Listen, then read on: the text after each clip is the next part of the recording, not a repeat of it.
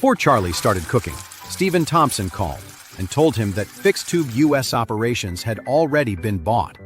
He opened up the social media app and saw that the video had been restored. It was right there on the main page for all users to see. The number of likes was growing rapidly, and now it had exceeded 5 million. This made him happy. This was the exact feeling he was going for. It seemed the Wells family was really feeling the heat now. This video would stay up on social media for a while at least. The Wells family must be squirming, but there was absolutely nothing they could do about it. When the meal was ready, Charlie put his mobile phone away and came out of the kitchen with the food.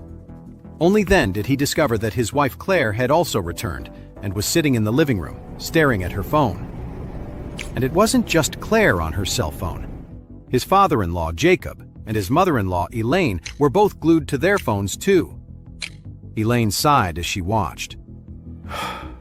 The Harrison family and those two are really brave. I mean, talking about the Wells family like that? Aren't they afraid the Wells family will kill them? Claire looked very nervous. She recognized Gage in the video.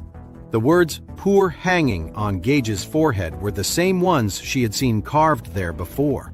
She remembered going to the hot spring with her husband Charlie and her friend Elsa. They had a small run-in with Gage Harrison in the parking lot. Later, Mr. Orville suddenly appeared and helped Charlie give Gage a serious beating. After that, it was Charlie who told Mr. Orville to carve the words "poor hanging" on his forehead. Now, in the video, Gage's father had "Father of the Poor Hanging" engraved on his forehead. She suddenly thought of Charlie and felt that this whole thing had to be connected to him. So, when she saw Charlie coming out of the kitchen with the food, she hurried over to him and asked in a low voice, "Charlie, tell me the truth. Did you get into it with Gage Harrison and his father again?" "No," Charlie lied. "I haven't seen them at all." "Really?" Claire frowned, remembering how she saw him getting out of Warnia's Movera this morning. She couldn't help but feel a pang of jealousy again. So she asked in a low voice, "Then let me ask you this. When you went out this morning, why was Warnia picking you up?" Charlie was surprised and quickly said, "She came to pick me up because her grandfather invited me to his birthday party today." "Really?" Claire didn't seem to believe him. Charlie quickly replied, "Why would I lie to you? Didn't I tell you I had a friend whose birthday it was? He's the old master of the Smith family." A sour feeling settled in Claire's stomach. She mumbled, "Why is Warnia being so nice to you? She drove all the way here to pick you up. I think I even saw her open the car door for you. That's pretty formal. Do you think she likes you?" Charlie laughed. "Oh, come on, honey. Who am I? I'm just a nobody without a real job who goes around tricking people with that energy alignment stuff. Sure, I've managed to impress a few people, but that's not going to make the Smith family fall for me. The Smiths are the most powerful family in all of Oris Hill. Why would they even give me a second look? Besides, I'm a married man. Everyone in Oris Hill knows me as a kept man." Claire quickly cut in, "Don't talk about yourself like that." Charlie smiled. "I'm not trying to put myself down. It's the truth, isn't it? A lot of people see me and just call me trash, a loser, a kept man, just the live-in son-in-law. Honestly, I'm used to it by now." Claire said seriously, "Well, you're my husband. You are not useless and you are not a kept man." Charlie nodded. "See, my wife knows my worth. I think you're the only person in all of Oris Hill who truly appreciates me." After a moment, Charlie added, "So, you see, how could a woman like Warnia be interested in a nobody like me?" Claire couldn't help but say, "But I think she really respects you." "She got out of the car herself, just to open the door for you." Charlie scoffed and said, "She's only nice to me because her grandpa trusts me. Her grandpa's getting older and he's really into all that energy alignment stuff, fortune and fate. I'm the guy he listens to, so she has to show me respect. It's only natural that his granddaughter has to be polite to me. If she ignored me, her grandpa would get on her case." Claire nodded slowly. Charlie's explanation seemed plausible enough. It made sense. Thinking about it that way, she let go of a lot of the doubts she'd been holding on to. Truth be told, she'd been in a weird mood all day. Even when she was out shopping with Elsa, she seemed distracted and worried. The biggest reason was that she just couldn't shake the feeling that Warnia actually had feelings for Charlie.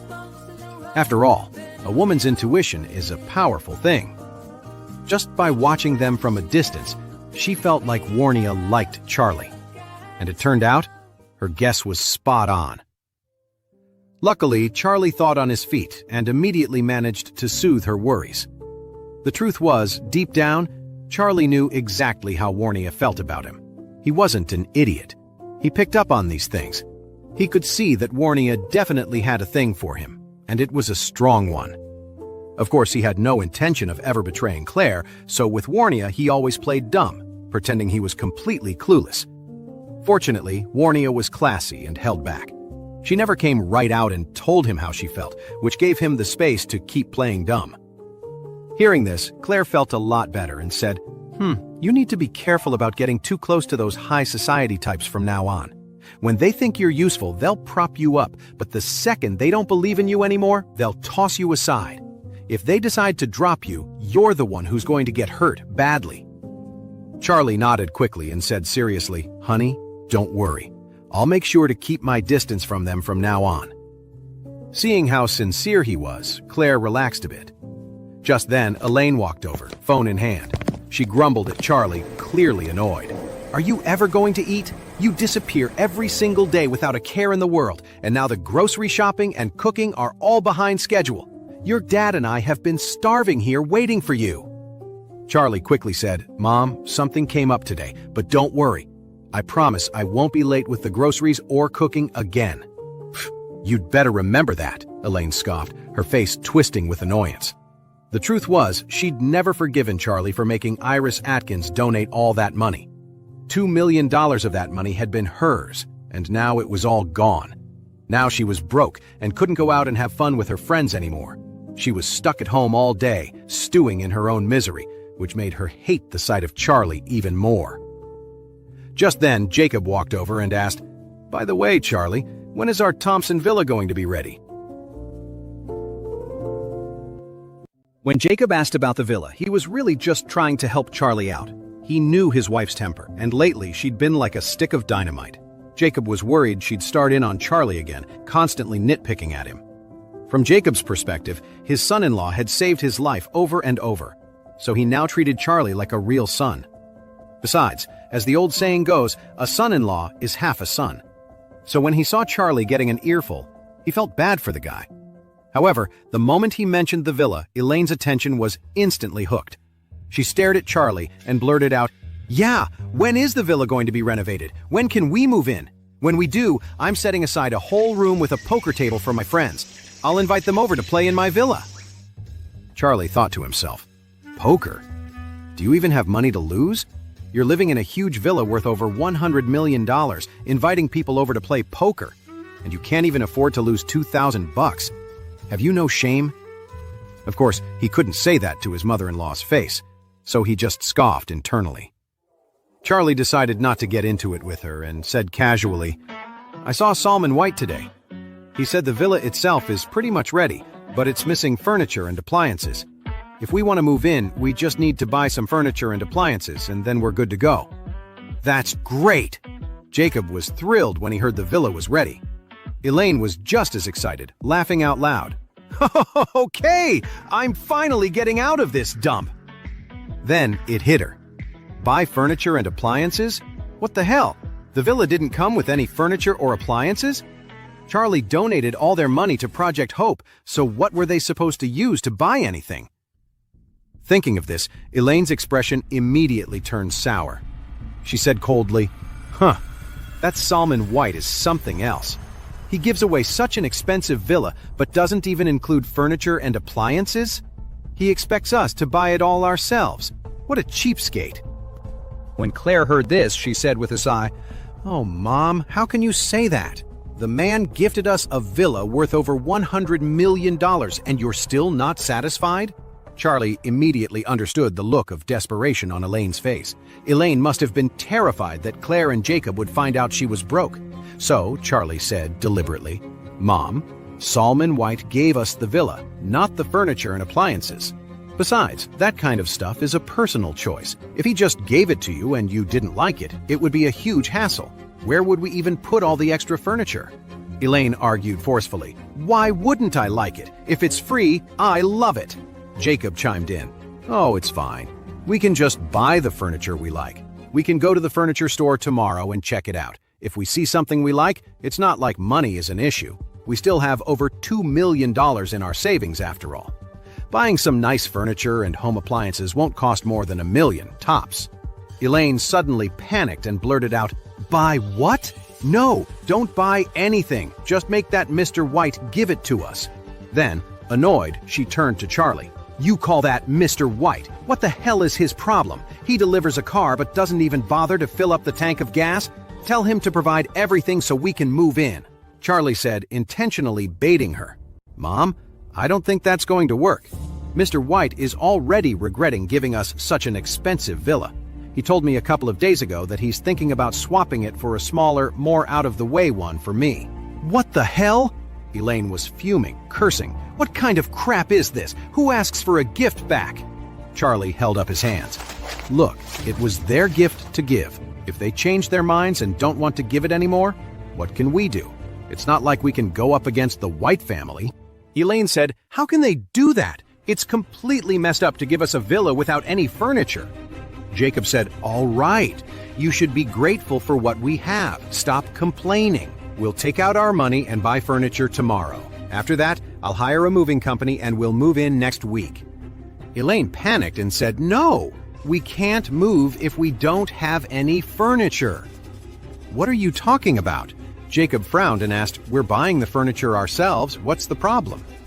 Elaine said in a panic, I don't want to buy it. If you want to buy it, you can buy it yourself. Jacob blurted out, What are you talking about? How could I have money to buy furniture? The money I have was from Charlie for my dinner party. What? Elaine suddenly exploded, blurting out, Charlie, where did you get $20,000? Charlie said, It was my own money. Your own money? Elaine said. You eat our food, you live under our roof, and you have the nerve to hide money from me? Tell me, how much do you have stashed away? I'm taking all of it.